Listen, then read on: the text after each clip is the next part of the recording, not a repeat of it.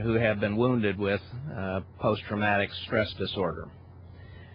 And it's a multi-month effort by a lot of caring people, and they are showing some real success in restoring these soldiers.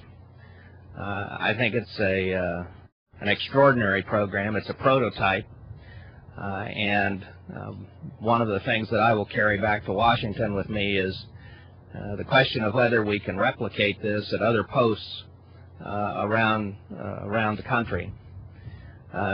They're also developing techniques in terms of how to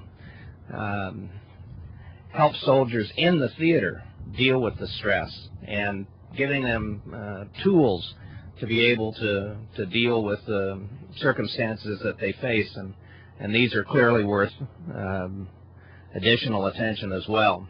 Well, of course it will make a major difference.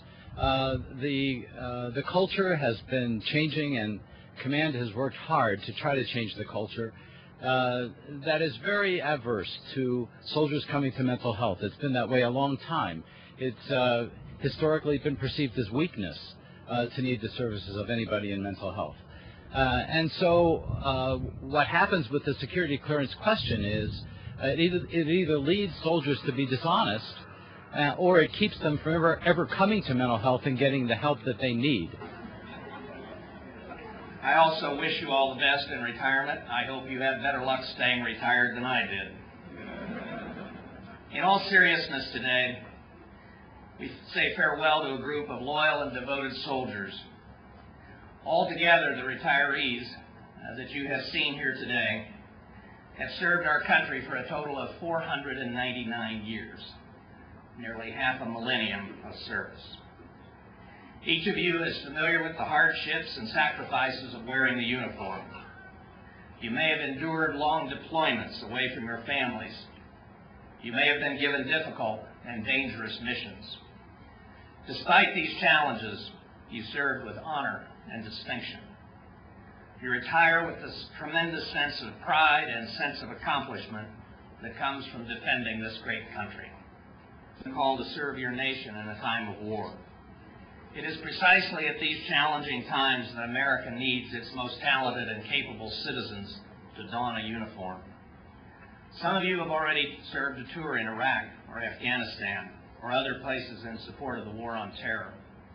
Your willingness to choose this path, both difficult and rewarding, reflects true strength of character and love of country. Today, an Iraqi citizen and former interpreter will also enlist in the United States Army. Thank you for helping so many American soldiers in Baghdad, and I am pleased to welcome you to our ranks.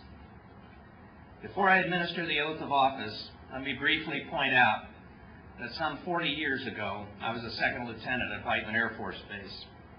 It was clear to me then, and it is even more clear to me now, that NCOs make things happen.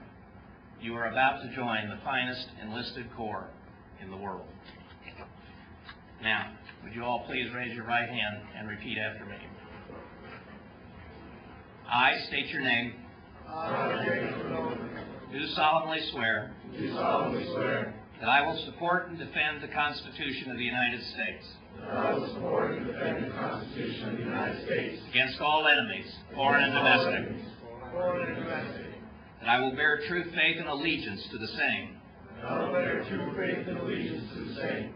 I will obey the orders of the President of the United States. And the orders of the officers appointed over me.